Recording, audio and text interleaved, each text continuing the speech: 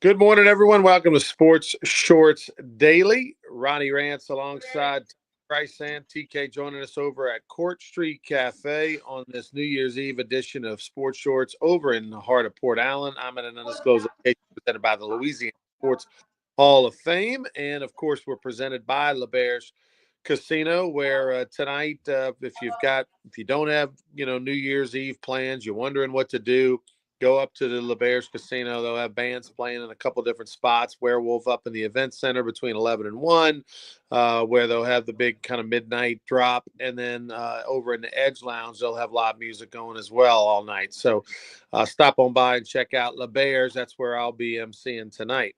A lot to get to for TK and I on this last Sports Shorts Daily of 2024. Last night, the Lions won a Monday Night Football, a rematch of last year's NFC championship game between the 49ers and the Lions. The Lions, who didn't really have anything to play for other than revenge, but they took it out on them. They won in a thrilling game, 14-2. 14-2 is now the Lions' record. It was the first game since the 30s where two teams combined to score 10 touchdowns or more in a game without any punts. I mean, we've seen that type of statistic about three times this year, Tommy, where we've seen things happen offensively that have not happened in 50, 60 years.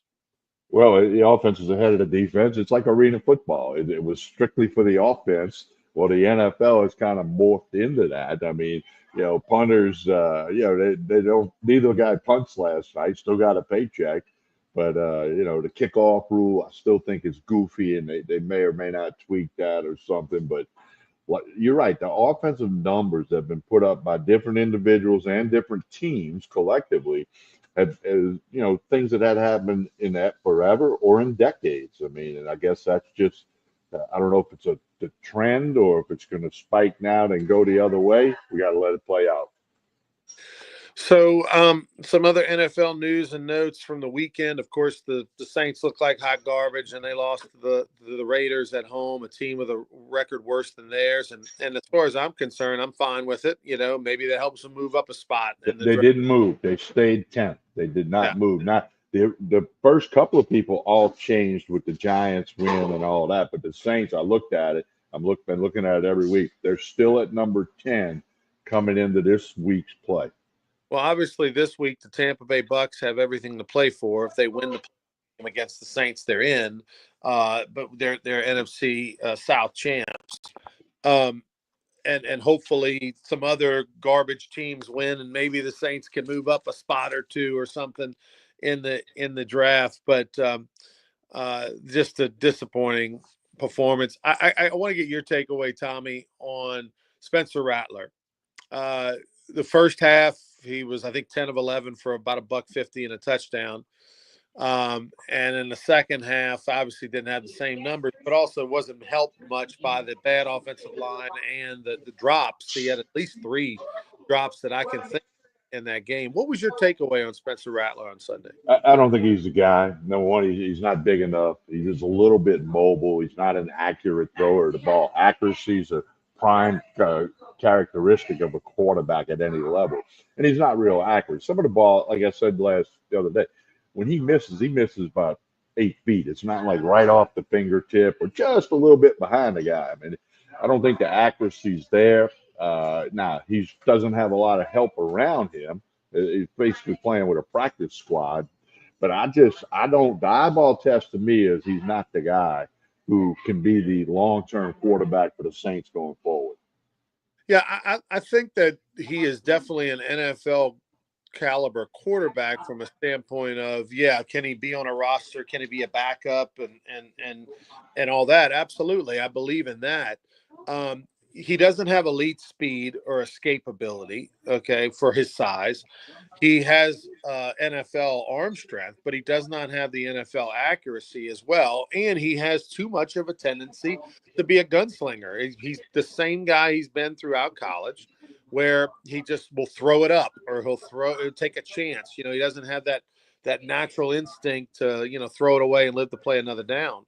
And and to you know to put your eggs in the Spencer Rattler basket, I don't think that the Saints should do that. I think they should move into next year with Carr as their core number one, Rattler's their number two.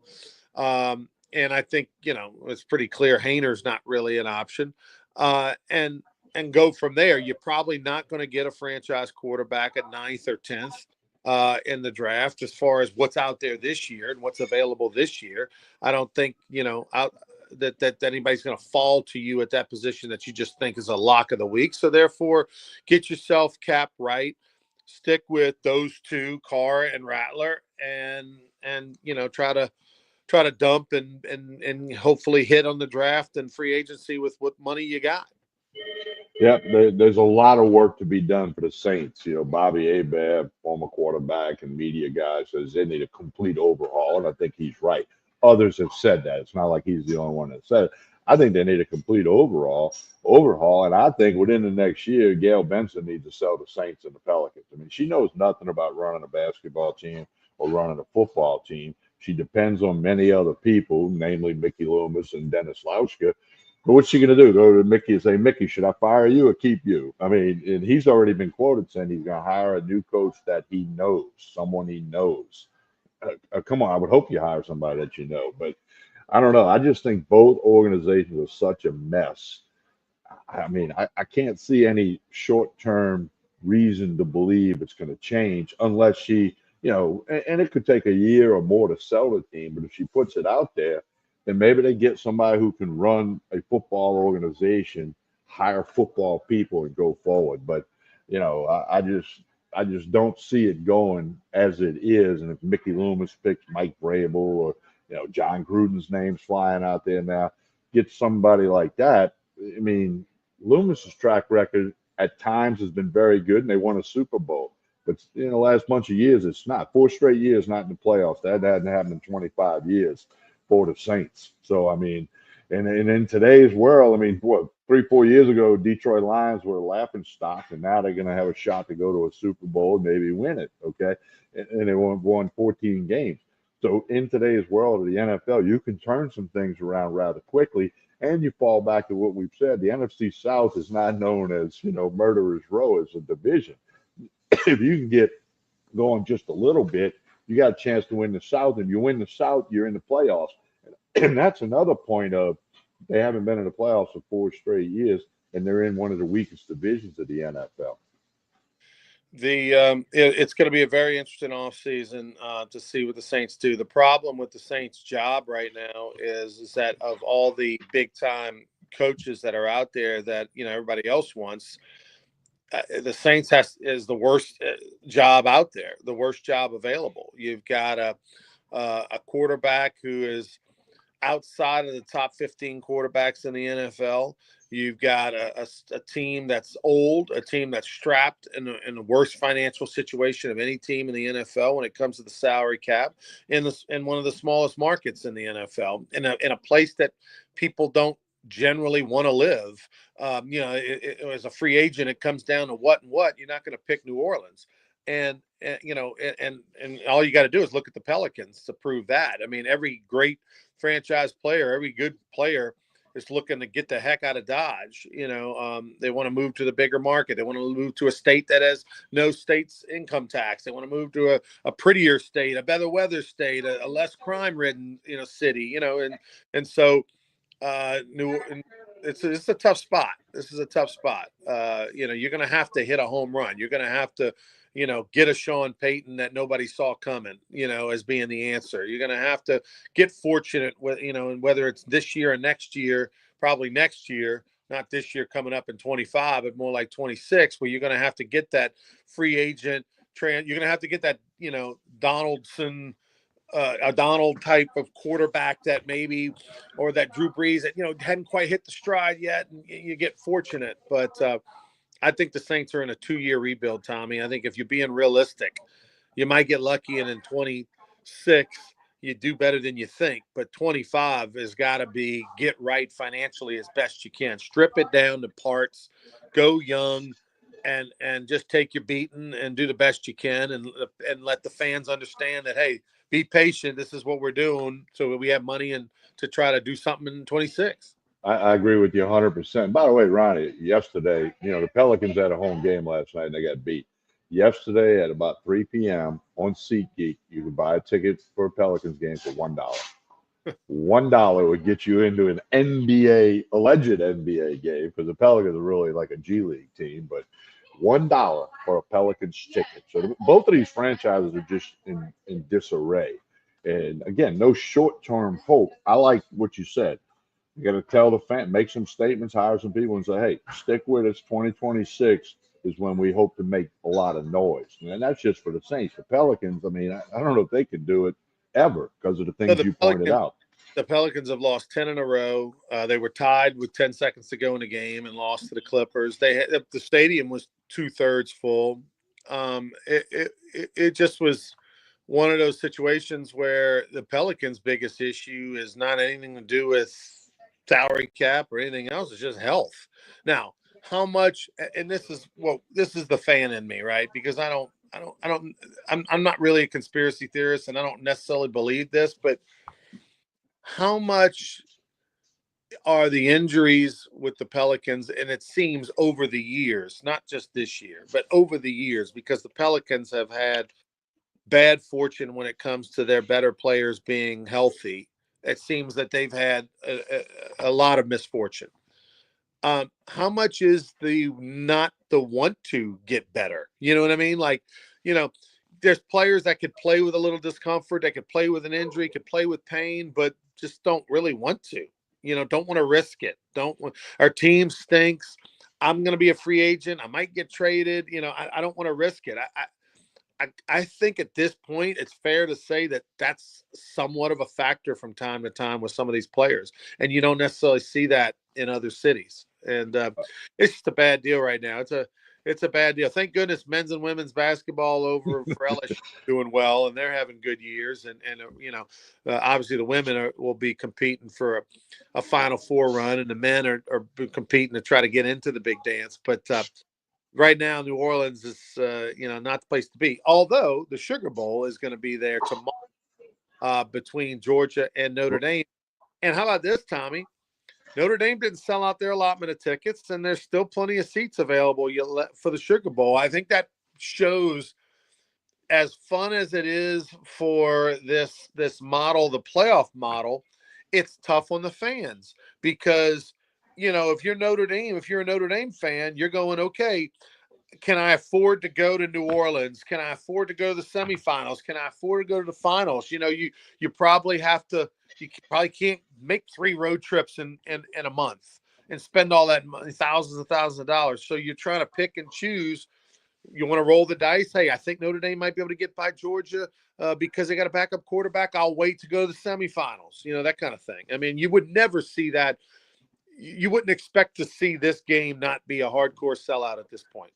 I agree, and like those factors you mentioned are accurate. I mean, if you're that fan, I mean, can you afford to go to 3 road trips? I mean, it's just people can't do it, and for lots of reasons, not just the money, but you can't get away from work that often. Some people.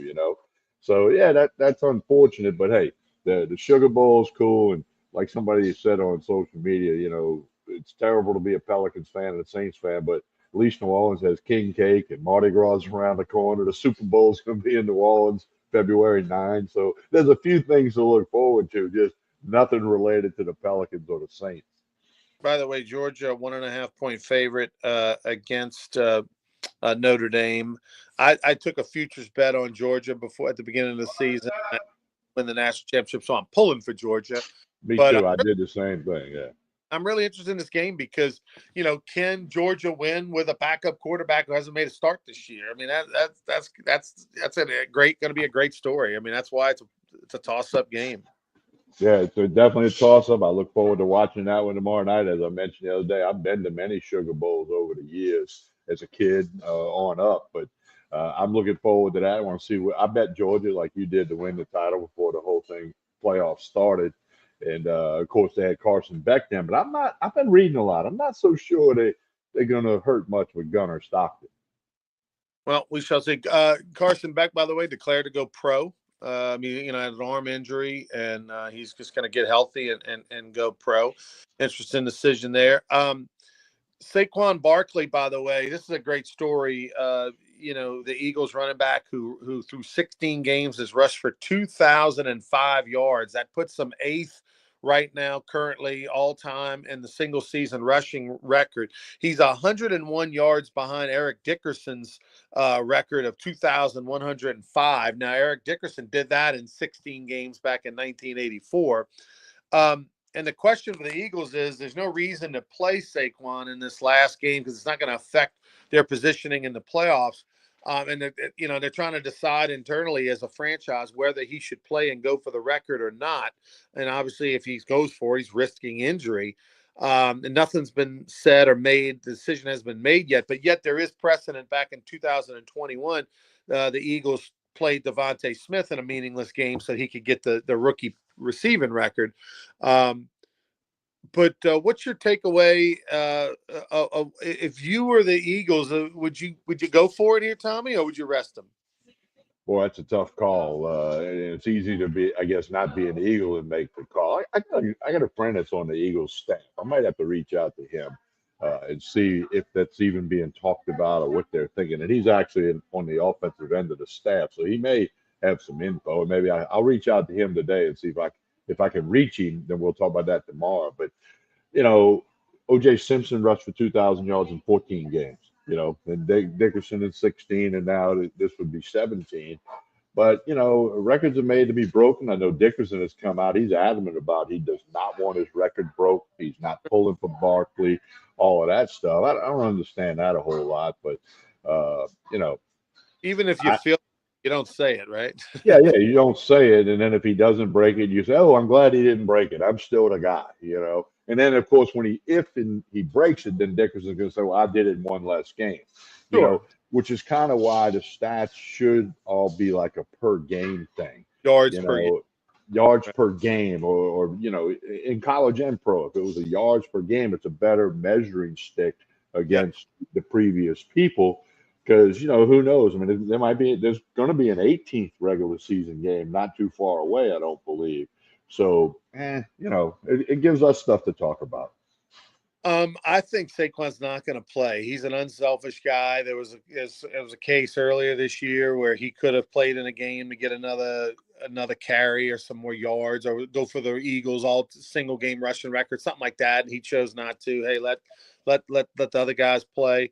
I think if you're the Eagles organization, if there's any incentives he would gain for breaking the all-time rushing record, let's say it's in his contract. I don't know if it is or not, but let's say there's a clause where he gets $100,000 if he breaks the record. I think you give him the money and you keep him out. You don't risk a Super Bowl run for him getting hurt or even just getting tired or twist an ankle. I mean, anything could happen. It's just not worth it. I Um, agree with you. I mean, and nobody goes into the game thinking they're going to get hurt. Okay, all 53 guys on both teams, when they run out under the goalpost, they're not thinking, "Oh, I might get hurt today." That's not the mindset. And right. I think the Eagles, the bad story would be if he plays and he suffers an injury, whether that's a slight injury or unfortunately something significant. Then they'll always say, "What if? What if?" And I don't buy this stuff nowadays about the guys need to keep going to in football to stay sharp. No, no, these are pro football players. I mean, baseball could be a little something with timing if a hitter doesn't play for a while or a pitcher with command if he doesn't pitch for a while. But in football, I mean, look, these guys, they spend, 360 days a year preparing to win a Super Bowl. And I don't think him playing Sunday or not, especially when it has no effect on the seeding in the playoffs, I would sit him out. Couple quick coaching notes before we get to LSU and Baylor bowl game talk. Rusty Price, Broadmoor Yeah. High, legendary high school football coach in the Baton Rouge area, passed away. Had a apparent heart attack or something while he was riding his bike. But Rusty Price, not only a legend in high school football at Broadmoor High, but for the Southeastern Lions as well. Yeah, he was a national champion in a hammer throw on a NAIA national championship track and field team that Southeastern had in 1974. And I remember when I got to Southeastern as a young athlete, his picture was all over the field house. And, of course, they told you the story. You didn't have YouTube and the internet that you could look all that up. But everyone told a story, and I was only a couple years after he did that. But I've always got along with Coach Price. I mean, he was famous for having Broadmoor teams that dressed out 25 guys and knocked off John Curtis about 25 years ago with a totally unexpected win.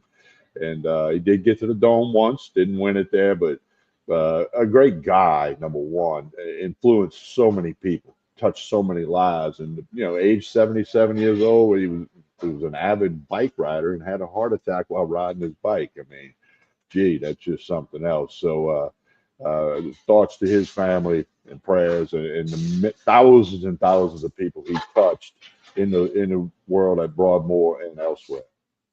Lance Guidry got let go as the defensive coordinator for the Miami Hurricanes. You'll know that name because he was a great football player at McNeese in the early 90s and then later became the head coach for McNeese 2016 to 18. Been a DC over at Miami the last 2 years, but Mario Cristobal let him go. And so we'll see where he ends up. Who knows? Maybe he'll end up on the staff at LSU in some capacity or something. LSU and Baylor. All right. So, you know, obviously, I'm going to put my money on the LSU Tigers. Going to be a home. We're going to pull for them. Not going to bet anything too crazy because on paper, it doesn't make sense to go with LSU with Baylor on a 6-game heater and they're favored and LSU, of course, no Will Campbell. There's certain players they don't have their whole offensive line intact. You don't have Lacey at receiver. You got a lot of guys that go in the portal. So this is a game that LSU should be the dog, and they are. It's similar to when they played Kansas State in the Texas Bowl a Oh, couple of years ago. not that I bad. said similar. I said similar in that you don't really know what to expect. I mean, Baylor's, as you said, 6-game win streak, and they're 6-0 against the spread in those six. And LSU, both teams are 8-4. LSU, what are we going to get here? The defense suspect, 62.5 is the over/under. So the wise guys think there's going to be a lot of points. Baylor defense has been inconsistent, although done well in their 6-game win streak. Prior to that, they got roughed up a little bit. So, they got the Dave Aranda story. Both teams 8-4. It'd be fun. I bet I've already bet Baylor -3.5. I just think that they have more of a reason to want to win this game than LSU does. And they do, and they care more about this game. For reason, being the lesser known school, going against the big name, Dave Aranda, old stomping grounds. They've been hot. I mean, like you said, they were 2-4, and then they turned their season around, and it's proven in the tickets. Like Baylor's fans have been buying tickets to this game. Obviously, it's an easy get for them. It's a huge Baylor alumni situation in Houston, and obviously an easy drive from Dallas. So this LSU, even though Houston's right there, you would think the Tigers might be 50-50. They're going to probably be the underdog in this on paper with the line as well as in the crowd. So I'm curious to see what they can do, how serious they take it, how motivated they are. But probably not a bad bet, Tommy, and by you to take Baylor. I just couldn't pull myself to do that. Interesting story that has developed out of Tallahassee. 6 former Florida State basketball players are suing their former coach for NIL money promises made that weren't kept. This is going to be a big time landmark case because even though NIL has been around for a short period of time, I guarantee you this ain't the only situation where a coach said, hey, we're going to get you X amount of money and they get none of it or some of it, can't get all of it. And there's a lot of players that are probably just in the last couple of years that are sitting around waiting to see what happens in this situation. And then you're going to see more cases get filed. You had the kid that signed with Florida or committed to Florida and said he was promised all this money, and there's a lawsuit involving that. The quarterback was a Utah, UNLV, said he didn't get the money he was promised. So you're right. This is a landmark case. How long will it take to litigate it? I don't know. But I read up on this, and these players apparently last year boycotted a practice because they were not given the money they were promised. And they had text messages from the coach saying, "My guy's going to take care of y'all." And then they played in a game against Duke that they threatened to maybe not play in. Ronnie, I remember years ago before NIL started, right when it started, I remember thinking, what if a team's about to play for the national championship in football and every offensive player goes into the office and says, "We need $1 million or we're not playing in this game."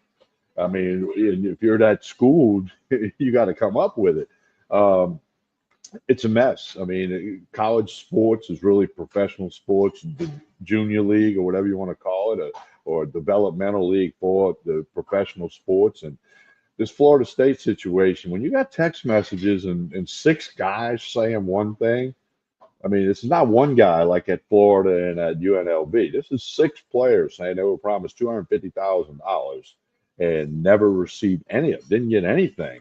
Right. Going to be interesting. Like your old saying, we're going to let this play out. There's going to be a lot of people nationwide, watching this thing play out. Tonight, Boise State, going to take on Penn State in the first of the playoff games. Penn State, big favorite. What's your takeaway? Well, first off, your screen's black, but I watched Boise State's last couple of games, and that running back's the real deal. I think he should have won the Heisman. That's just my opinion. And what Penn State knows he's going to get the football. Can they stop him? Penn State's a big favorite. All the national pundits are picking Penn State. I did see one guy pick Boise to spring the upset, but I'd like to know I had Boise in 11.5. With that running back, the run game, which keeps the clock rolling pretty good, that they're going to try to do. I like Boise at 11.5. Not saying they're going to win, but I think they keep it close enough, or they spring the surprise plus 340 on the money line, or they spring that surprise. I'm a money line guy, but I don't like that one. I like, in this case, I would like to go to the ESPN Bet Sportsbook at LeBear's and take Boise plus 11.5. Boise's going to be forced to do something. Penn State clearly is going to load the box. Their intention is to stop the run and make Maddox their quarterback, who's, 62% of his passes have been completed, 22 touchdowns, only 3 interceptions. So that's a good ratio. But, Boise State, that's going to be the whole game is Penn State is going to do everything in its power to make them one-dimensional. Just load up against the run, and make Boise State beat you through the air. And that's, can they or can't they? That's all there is to it. I can see Penn State in theory feeling like they can, keep Boise State in check on the ground, but how much is Boise State willing to commit? Are they willing to, rush the ball 35 times if they're only averaging 2.5 yards a carry? Or at some point, are they going to abandon the rush and start to try to throw it? This is a tough one. That's a big number, man. 11.5 against a Boise State team who, like you said, has played the big boy Oregon good, but the last, few of the last, 2 or 3 of the last games, Oregon State, they looked okay. I think this is going to benefit Boise State having all this time to prepare, Tommy. I really do. I think in their case, having time to scout, having time to heal, having time to game plan and come up with a couple of gadgets that, Penn State hasn't seen because Boise hasn't been forced to show it. I mean, for the most part, Boise State has been forced to show their hand on offense. They've just been able to hand the ball off. I think for me, 11.5 points, I think I got to take the 11.5 points. I wouldn't go big on it, but I think I got to take the points. I'm going to take it. And look, Boise's going to, they're going to pull out a few trick plays, or they may, fake a punt, or they're going to do something to try to get the attention and get momentum on their side. But let me tell you, like I said, I watched the last couple of Boise games. This running back is the real deal. Again, I think he should have won the Heisman. If I would have had a Heisman vote, I would have had him as the number one choice. And so I don't know. I'm like you. I like Boise plus 11.5. If they were playing this game in Happy Valley, I would take Penn State. But because you're playing the game in Tempe, Yeah. then that's why I feel a little bit better, with my pick. It's This is gonna be a big draft game for Genty from a standpoint of what does he do against a team that's a high level top 10 team, NFL talent on defense. What does he do against a team where they know he's getting the ball and still run and get 4 yards carry? You know what I mean? Like this could And really uh, help him even more in the draft if he goes out there and rushes for 150 yards or something like that, and on 4.5 yards of carry. That would be something else. But anyway, I'll take Boise State. I'm pulling for Georgia. The Ohio State Oregon game might be a national championship game. I mean, you're talking about an undefeated Oregon who's an underdog, disrespected by Ohio State at 2.5. And then, of course, I think everybody thinks Texas is going to blow out Arizona State. But again, it's about the number 13, not necessarily the score. I like Arizona State in the 13. And Arizona State's one of the stories of the year. No, they were picked last in their conference, and nobody saw this coming. And all of a sudden, they got hot. They got on fire. They got a very good running back as well. He was very cocky. He said nobody's better than him. And Texas, they've struggled against good teams. I'm sounding like the underdog guy here, but I'm taking Arizona State in 13. Again, not saying they're going to win, but I don't think Texas runs away from them. And Arch Manning has said he's going back to Texas. He's not going, he obviously didn't go in the portal, and he's not going to the NFL draft. He wants to play football in Texas next year. All right, TK, we'll be back tomorrow morning, 11 a.m. We'll kind of recap the LSU game against Baylor tomorrow at 11 a.m. New different time, so make sure you note that. We'll also be talking about Boise State and Penn State, as well as looking ahead to some other games tomorrow. So Sugar Bowl. We'll talk a lot about the Sugar Bowl tomorrow. Yeah, special New Year's Day, 11 a.m. Sports Shorts Daily. For Tommy Krysan, I'm Ronnie Rance. TK, tell us about Court Street Cafe as we get out. Court Street Cafe closed tomorrow for New Year's Day. They back open regular hours Thursday. Stop by Court Street Cafe in Port Allen. You'll be glad you did. Breakfast, lunch, dinner, the Saturday night steak night, the world famous brunch on Sundays. Court Street Cafe back open Thursday morning, regular hours. All right, for Tommy, I'm Ronnie. Please like and share this video. And Happy New Year, everyone. Have a safe New Year, and we'll see you tomorrow.